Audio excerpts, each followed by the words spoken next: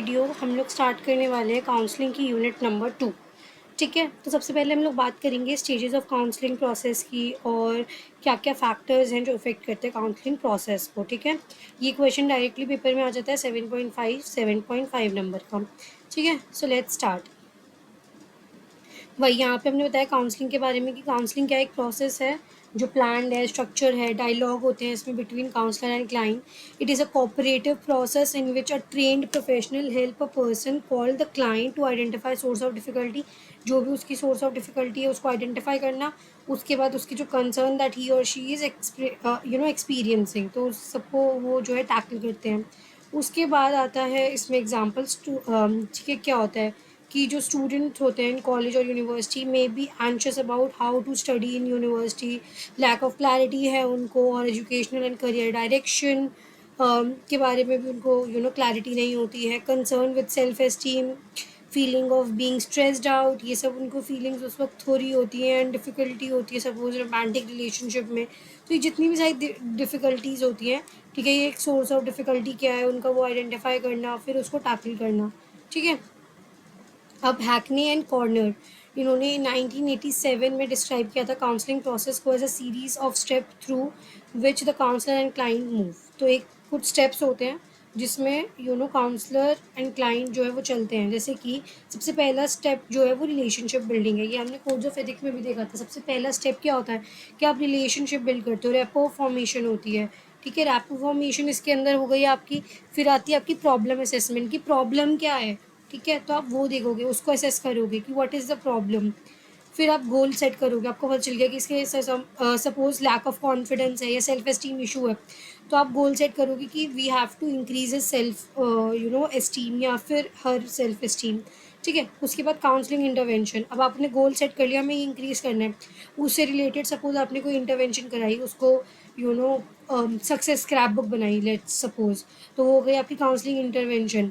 फिर उसके बाद फिफ्थ पॉइंट है इवैल्यूएशन एंड टर्मिनेशन, कि आप इवैल्यूएट करोगे कि जितने भी आपने चीज़ें कराई उससे कुछ इफेक्ट पड़ा है, क्या चेंज आया है, तो दैट इज़ इवैल्यूएशन। उसके बाद टर्मिनेशन, अगर जो भी आपका गोल था वो रीच हो गया तो उसके बाद आप सेशन को टर्मिनेट कर दोगे, बिकॉज जो पर्सन है वो आपके पास किस लिए आया था, अपनी सेल्फ एस्टीम बढ़ाने के लिए। आपने इवैल्यूएट किया कि बढ़ गई है, तो अब आप ख़त्म भी तो करोगे ना, बिकॉज आपको डिपेंडेंट नहीं बनाना है क्लाइंट को अपने ऊपर। तो ये एक एक तरह से प्रोफेशनल रिलेशनशिप है, यहीं की यहीं देन वो आपको टर्मिनेट करना है। टर्मिनेशन पे भी क्वेश्चन आता है, हम इसको आगे पढ़ेंगे आने वाली वीडियोस में। ठीक है, अब स्टेज 1 को हम इन डिटेल समझते हैं, रिलेशनशिप बिल्डिंग इनिशियल डिस्क्लोजर। ठीक है, अब इसके अंदर relationship in term that has been used in many different situation. ठीक है, रिलेशनशिप जो यूज़ हुई है मैनी डिफरेंट सिचुएशन में, it could imply the ties between two people, दो लोगों के बीच की रिलेशनशिप को जो होता है वही। ठीक है, यहाँ पे थोड़ा बेसिक से समझाने की कोशिश की गई है। फिर the counsellor establish rapport with the client, तो वही मैंने जो बताया था, रैपोर्ट फॉर्मेशन होती है जिसे हम रैपो फॉर्मेशन कहते हैं। ठीक है, based on trust, respect and mutual purpose, कि वो ट्रस्ट करे आप पे, अपनी चीज़ें आपसे शेयर करेगा तो वो आपको ट्रस्ट करेगा ना। रिस्पेक्ट, म्यूचुअल पर्पस होता है, दोनों का पर्पस होता है ना कि उसको क्लाइंट का है कि उसको सेल्फ एस्टीम सपोज इंक्रीज करनी है, और काउंसलर का है कि उसको क्लाइंट की करनी है, तो दोनों का पर्पस तो सेम ही है।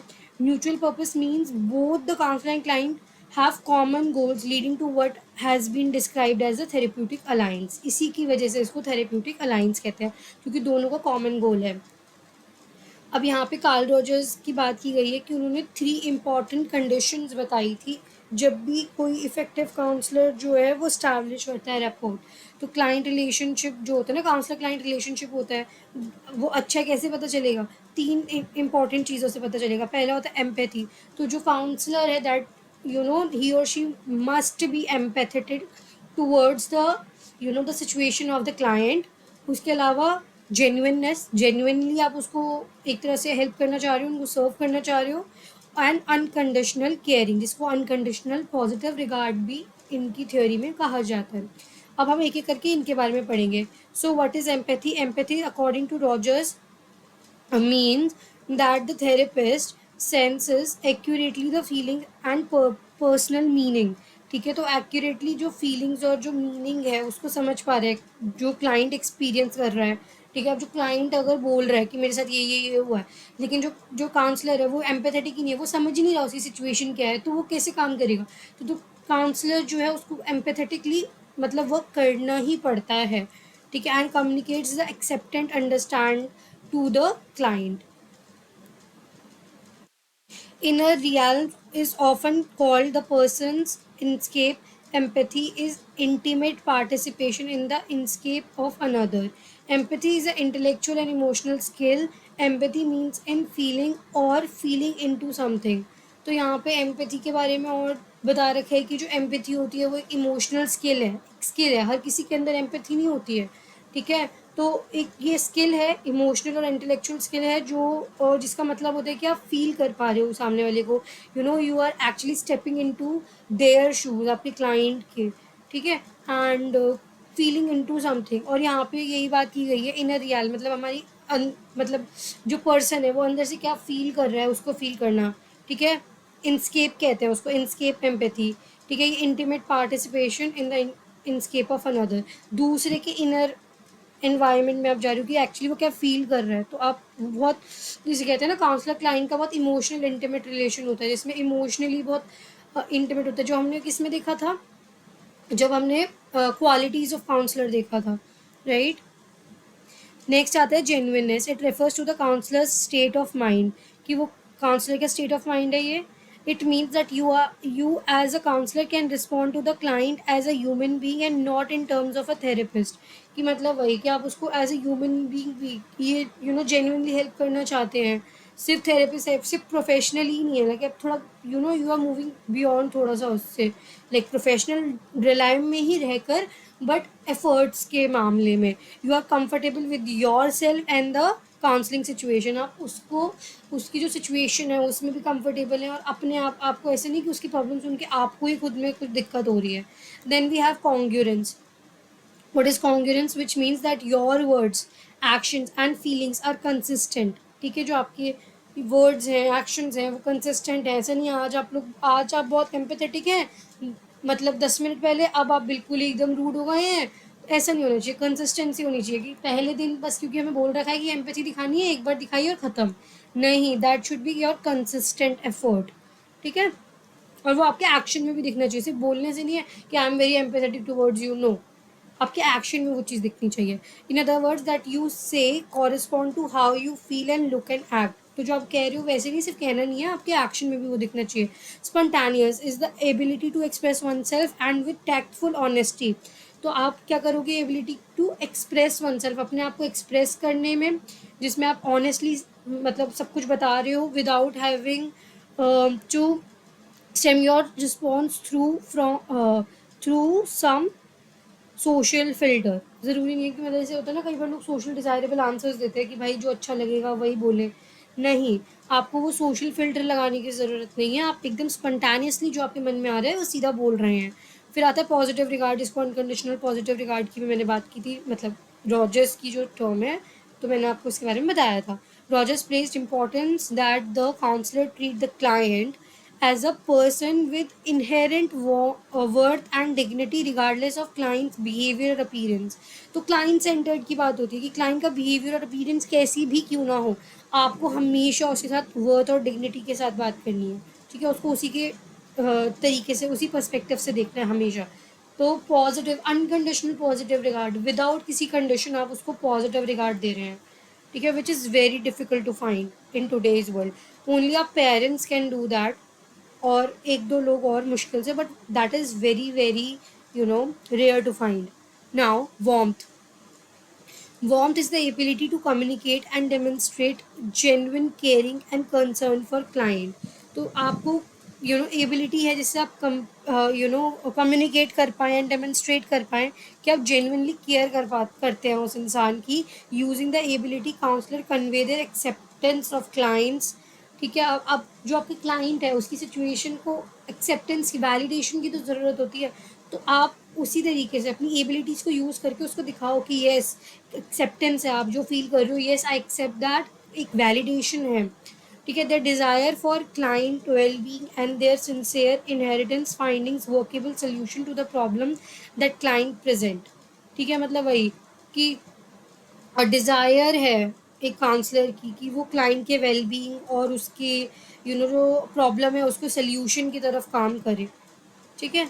अब स्टेज 2 आ जाती है, तो पहली क्या थी, हमने रिलेशनशिप बिल्ड कर लिया है।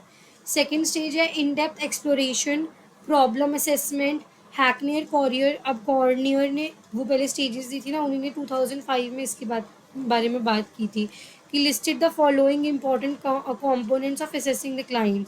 तो कुछ इंपॉर्टेंट चीज़ें होती हैं जो हमें असेस करनी पड़ती है क्लाइंट की। तो सबसे पहले क्या है, आइडेंटिफाइंग डेटा, कि उनका name, address, phone number, age, gender, marital status, occupation, सब कुछ। उसके बाद प्रॉब्लम प्रेजेंटेड, कि वो किस वजह से यहाँ आए हैं, कुछ तो होगी ना। Present the problem exactly the way client reports them. तो जैसे ही वो बताने एग्जैक्टली आपको लिखना है। कि स्टडी में आप, मेरी एक वीडियो है, आप उसमें देख सकते हैं। सॉरी, केस हिस्ट्री जो होती है, केस हिस्ट्री में ये सब लिखते हैं। केस हिस्ट्री की मेरे चैनल पे आपको प्लेलिस्ट में वीडियो मिल जाएगी, आप जाके देख सकते हैं। उसमें ये चीज़ बहुत अच्छे से बता रखी है, हिस्ट्री ऑफ HOPI की बात, हिस्ट्री ऑफ प्रेजेंट इनलेस, उससे पहले टाइमलाइन, हर चीज़ को इन डेप्थ उसमें बता रखा है। अब क्या कहते हैं, प्रॉब्लम प्रेजेंटेड जैसे उन्होंने बताई है वैसे के वैसे आपको अपनी रिपोर्ट में लिखना है। And following question might reveal additional infos. तो आप जब क्वेश्चंस पूछते रहते हो उन चीज़ों से रिलेटेड, तो आपको एडिशनल इन्फॉर्मेशन में मिल जाती है। How does the problem interfere with clients daily life. तो प्रॉब्लम कैसे इंटरफेयर कर रही है उनकी डेली लाइफ में। What are the behaviour, thoughts and feeling associated with the problem. How often and how long the problem existed, कब से है। ठीक है। Is a pattern of events, for example when, with whom, is it predictable. तो ये सब आप question पूछेंगे, खुद उसका आंसर जानना चाहेंगे, क्योंकि ये भी बहुत इंपॉर्टेंट होते हैं। उसके बाद और एडिशनल इन्फॉर्मेशन भी मिलती है इनसे हमें। ठीक है। अब क्लाइंट्स की करंट लाइफस्टाइल कैसी है उसके बारे में भी, कि how does the client spend a typical days, अपना जो डे है, अगर छुट्टी वाला दिन है, वो कैसे बिता रहे हैं उसको। What social, religious and recreational activity is the client involve in. ठीक है। What's the nature of the client's educational situation? What special characteristics about the client, example age, physical, cultural, etc. characteristics के बारे में आप बताओगे।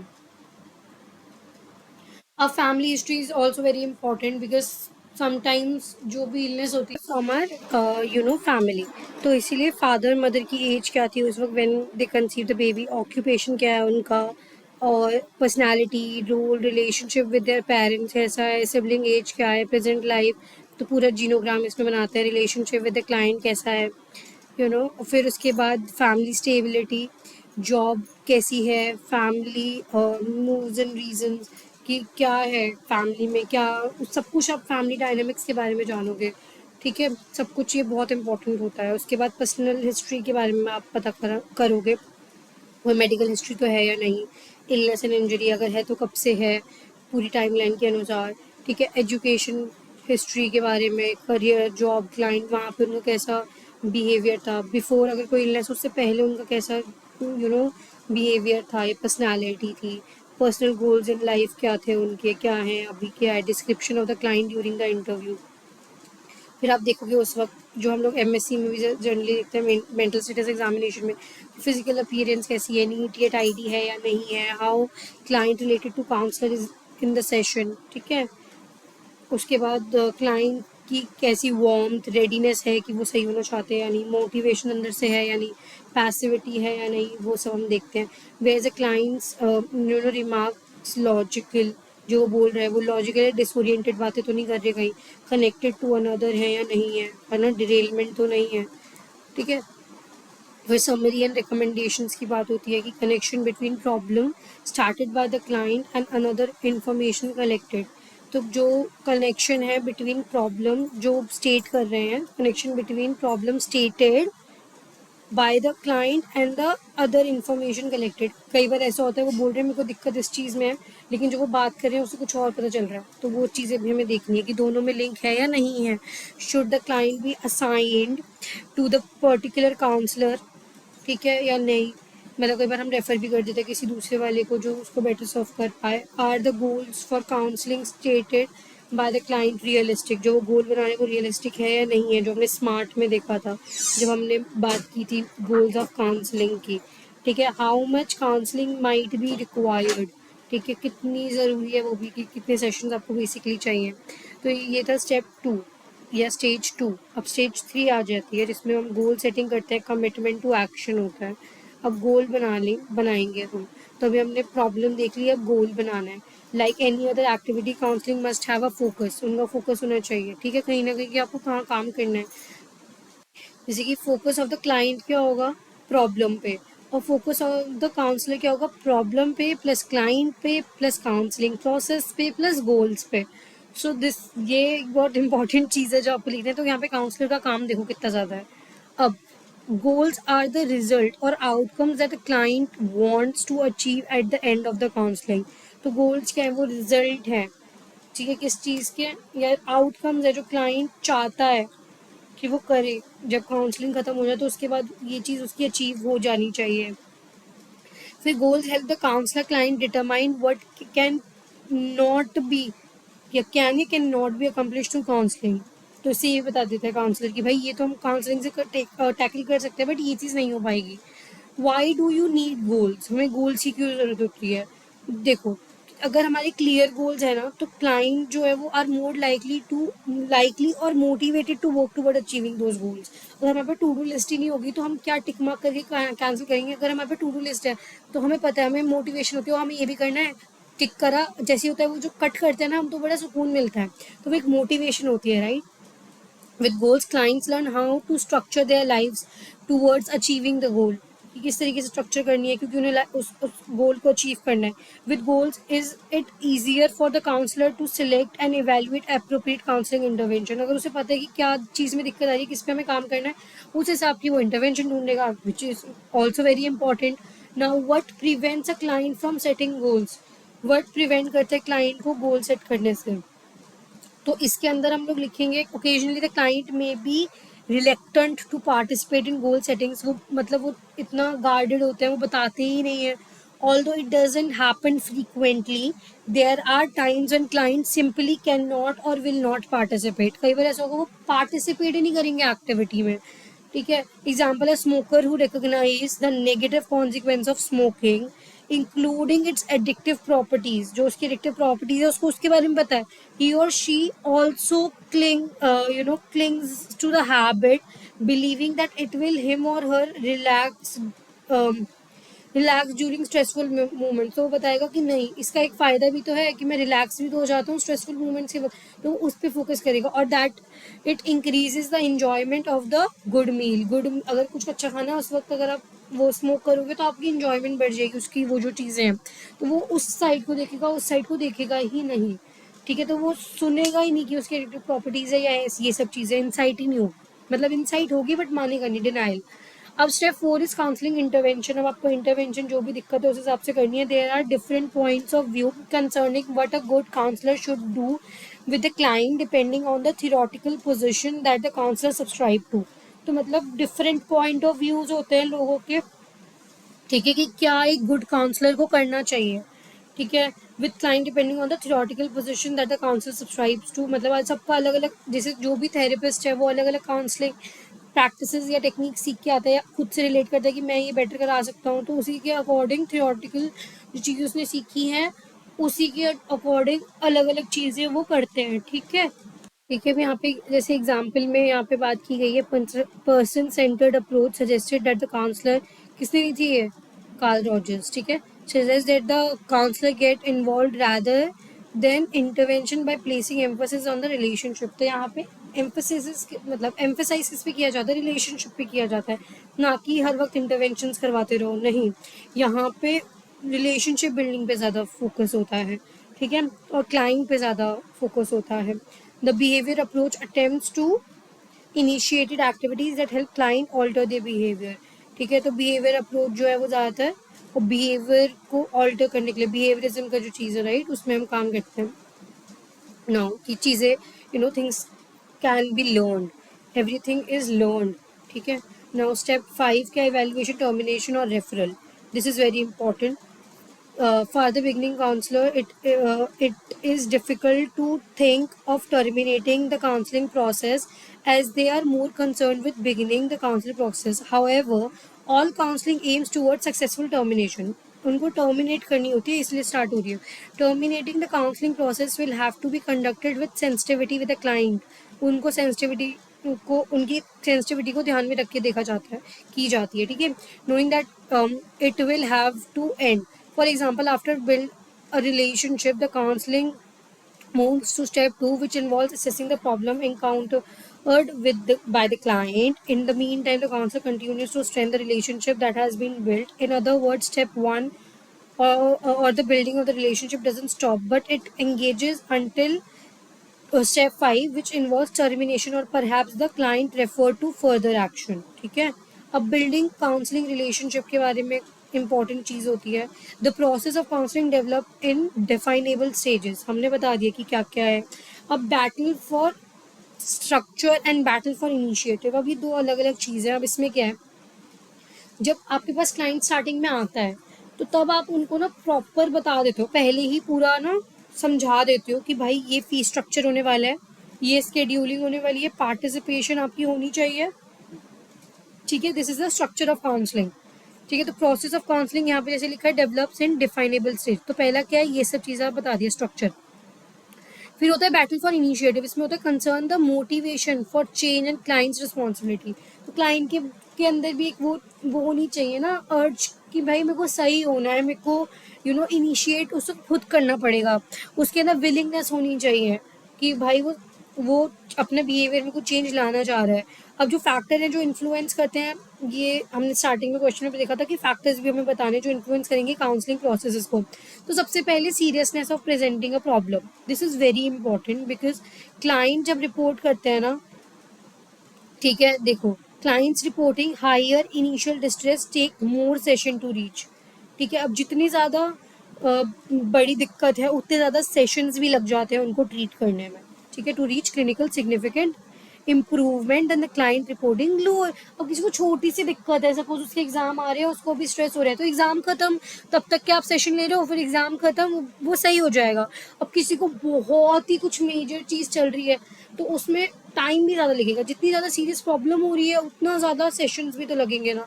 Example, client who come to counselling with unfinished business, unexpressed feelings such as resentment, hate, pain, guilt, anxiety, events, memories take longer to treat than the clients who have just experienced a difficulty. जिसको difficulty हो रही है बस वो कम session लगेंगे. But किसी का इतना ज़्यादा है कि अनएक्सप्रेस्ड फीलिंग्स है, बिल्कुल हेट, पेन, गिल्ट, ऐसे स्ट्रॉन्ग इमोशंस हैं, तो ऑब्वियसली उनको ज़्यादा सेशंस लगेंगे. अब रिसर्च समराइज 2006 में 50% of clients diagnosed with anxiety or depression had improved by session 8 से 13 and 85% of the clients improved after 1 year of weekly treatment. अगर एक साल हर हफ्ते वो लोग ट्रीटमेंट ले रहे हैं तो 85% of the clients are actually वो ट्रीट हो चुके हैं. They have cured that depression and anxiety वाला फेज. ठीक है, अब नाउ स्ट्रक्चर. अब स्ट्रक्चर के बारे में बात करते हैं. हमने बात की थी ना वहाँ पे स्ट्रक्चर की. तो अब स्ट्रक्चर में क्या है, structure in counseling defined as a point understanding between the counselor and client regarding the characteristics and condition, procedure and parameters of counseling. तो इसमें आप स्ट्रक्चर देते हो उनको कि भाई ये कंडीशन होने वाली है, ये प्रोसीजर है, ये पैरामीटर्स हैं, अपना फीस स्ट्रक्चर भी बताते हो आप उनको. सब कुछ उनको पहले से ही बता देना चाहिए. ठीक है, उसके बाद आपको सब कुछ चीज़ स्टार्ट करनी चाहिए. Practical guidelines part of building structure में क्या क्या है, टाइम लिमिट बताओगे सच एज 50 मिनट का सेशन होने वाला है. ठीक है, action for the action limit भी होती है for the prevention of destructive behaviour. फिर रोल लिमिट्स भी होती है, what will be expected of each participation. ठीक है, क्या एक्सपेक्ट कर सकते हो आप, उनको बताओगे कि आपका क्या रोल है, इनका क्या रोल है, और उसके बाद आप क्या एक्सपेक्ट कर सकते हो.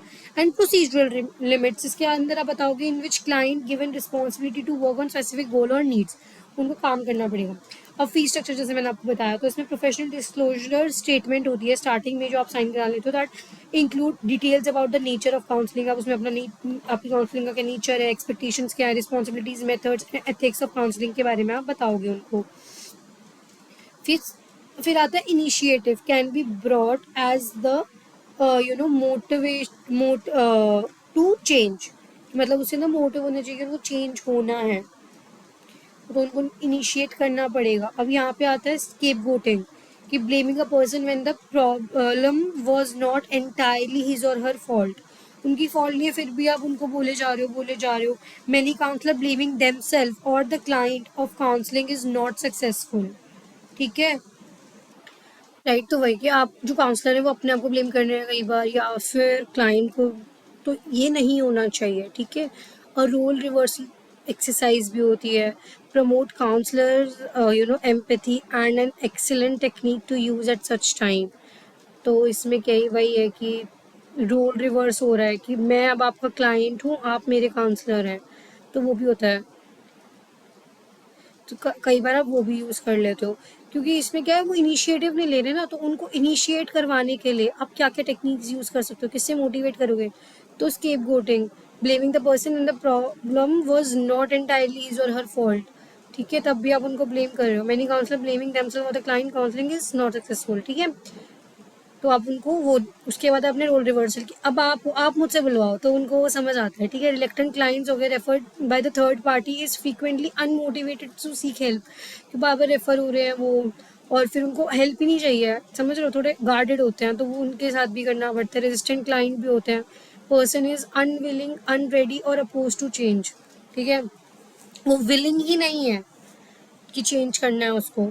मे actively seeking counselling but doesn't wish to go through the emotional pain change in perspective, मतलब वो हेल्प सीख कर रहा है बट वो चेंज नहीं चाह रहा है, वो चाह ही नहीं रहा है, उसे वो है ही नहीं, तो वो रेजिस्टेंट है चीज़ों को लेके। एक होता है रिलक्टेंट कि भाई बिल्कुल चाहिए ही नहीं, यहाँ पे चाहिए बट चेंज नहीं चाहिए, मतलब यहाँ पे हेल्प चाहिए, ठीक है। Resistance in the simplest I don't know make the counsellors next move difficult and protect the clients from having to take any action, ठीक है। वही रेजिस्टेंस की, भाई मुझे नहीं पता, ऐसे बोले जा रहा है, तो वही counselor can help client win the battle for initiative and achieve success on counseling in several ways। अलग अलग वेज से हम वो कर सकते हैं, जैसे कि एंटिसिपेट द एंगर, ठीक है, frustration and decisiveness that some client display. Counsellor realise कर लेते हैं that the client are reluctant, ठीक है, टू वर्क विद। फिर सेकंड वे होता है show acceptance patience and understanding, general non judgemental attitude दिखाओ तो उनको थोड़ा ना ट्रस्ट वो बिल्ड हो जाता है। Use persuasion process by which a person's attitude और behaviour, you know how counsellor respond to the client directly और इनडायरेक्टली, ठीक है। अब टू डायरेक्ट पर्सुएशन टेक्निक्स होती है, foot in the door and door in the face. तो foot in the door में क्या है, छोटी चीज से पूछते पूछते मेजर चीजों पे पहुंच जाते हो, मेजर रिक्वेस्ट करते हो, जैसे कि आपने पहले बोला, जैसे कहते हैं ना, हाँ उंगली पकड़ाई पूरा हाथ पकड़ लिया, कि आज अब मुझे चॉकलेट दिला दो, चॉकलेट लेने गए तो वहां पे जाके आपने पांच छह चीजें और ले ली, तो ये क्या initial request, would you keep a journal of your thoughts. तो आपने बोला धीरे धीरे धीरे करके आप बड़ी चीज पे पहुंच गए हो उसके माइंड के। एक होता है डोर इन द फेस में आप बहुत बड़ी चीज आस्क करते हो और उसके बाद छोटी चीज पे आ जाते हो, तो वो मान जाता है, जैसे कि requesting to do more reasonable task, say hi to 500 people away between now और नेक्स्ट सेशन। तो मतलब अगर कोई है जो नहीं बोलता उसको ऐसे बोल दिया, अब बड़ी चीज बोलोगे तो कुछ छोटी तो करेगा ही ना। या फिर आपने अपने सपोज ऐसे घर वालों को बोल देते हैं कि भाई मेरे को ना ट्रिप पे जाने दो, घर वाले मना कर रहे हैं, तो आपको पता है कि अगर आप दिल्ली में रहते हो तो दिल्ली के अंदर जाने की तो परमिशन चलो मिल ही जाएगी, इतने बड़े से आपने मनाए जा रहे हो वो नहीं मान रहे, तो फिर उनको भी लगता है ना कि अब चलो कुछ कम मांग रहे हैं, चलो इसके लिए तो हाँ कर देते हैं। तो ये वो हो गया डोर इन द फेस वाली चीज़। फिर confrontation is also very important, कि आप कन्फ्रंट करोगे। मेटाफर्स की भी आप देखते हो, जैसे कि कई बार जो क्लाइंट होता है वो अपनी सिचुएशन को मेटाफर के हिसाब से बताता है, तो आपको उसको इंटरप्रेट करना आना चाहिए। Example, what does a fighter do when we get badly beaten up every time he fights, ठीक है। अगर उसने ऐसा कुछ बताया तो आप बोलोगे, या फिर उसने ऐसा सपोज बोल दिया कि I have a lot of things on my plate right now, तो यू शुड नो कि वो क्या समझाने की कोशिश कर रहा है। Mattering, yours important and significant to the world around us, कि भाई आप बहुत इंपॉर्टेंट हो, आप ऐसे मत फील करोगे किसी को फर्क ही नहीं पड़ता। उनको वो फीलिंग भी देनी इज़ वेरी इंपॉर्टेंट कि दे एक्चुअली मैटर। फिर फिजिकल सेटिंग्स के बारे में आ जाता है कि you know 8 common architectural characteristics होते हैं एक स्पेस के and their potential impact on counselling session, जैसे कि एक्सेसरीज कैसी है, कलर, फर्नीचर, रूम डिज़ाइन कैसा है, लाइटिंग कैसी है, स्मेल, साउंड अच्छा होना चाहिए, टेक्सचर, ठीक है, थर्मल कंडीशन यानी जो टेम्परेचर होता है, ये बहुत इंपॉर्टेंट चीज़ें होती है जो आपके काउंसलिंग रूम में होनी चाहिए, ठीक है। अब यहाँ पे प्रोमिक्स डिस्टेंस बिटवीन, मतलब एक, मतलब डिस्टेंस ना ज़्यादा होना चाहिए ना कम होना चाहिए बिटवीन काउंसलर एंड क्लाइंट।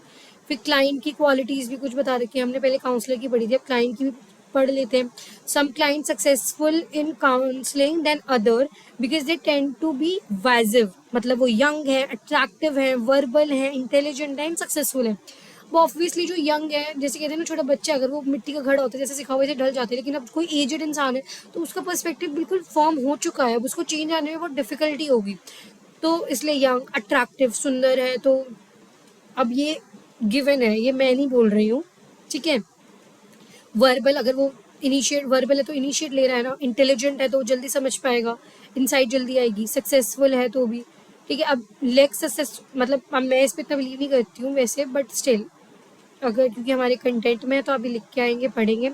अब लेग सक्सेसफुल क्लाइंट्स कौन होते हैं? हाउंड्स, जिनको जैसे होमली, ओल्ड, फिर अनइंटेलिजेंट. डी, वो एन से हो गए नॉन वर्बल, डी से हो गए डिसएडवांटेज्ड, या फिर डीवीडी, डम अनइंटेलिजेंट, डीयूडी सॉरी डड्स, डम अनइंटेलिजेंट डिसएडवांटेज्ड. ठीक है, जो होते हैं उन वो लोग जल्दी से नहीं कर पाते हैं. And physically attractive are perceived as healthier and respondent to more positively than others. तो ये देखा जाता है कि अगर कोई अट्रैक्टिव है तो वो हेल्दी है और वो पॉजिटिवली रिएक्ट करता है चीज़ों से. नॉन वर्बल बिहेवियर की अगर हम बात करें तो फेशियल एक्सप्रेशंस कैसे हैं, जेस्चर्स, आई कॉन्टैक्ट, वो वोकल क्वालिटी कैसी है. ठीक है, अब काउंसलर की क्वालिटी वही एक्सपर्टनेस होनी चाहिए, अट्रैक्टिवनेस, ट्रस्टवर्दीनेस, कम्युनिकेटिव होना चाहिए. अब काउंसलर क्लाइंट फिट क्या होता है? फिजिकल अपीयरेंस और एम्पैथी. ठीक है, दोनों चीज़ होनी चाहिए, which are very important. So by this we have actually completed very important part of this unit, that is building of what? Counseling relationship and the steps how actually counseling sessions proceeds, right? तो stages of counselling process हमने देख लिया and factors जो effect करते हैं counselling process को. I hope आपको सब क्लियर हो.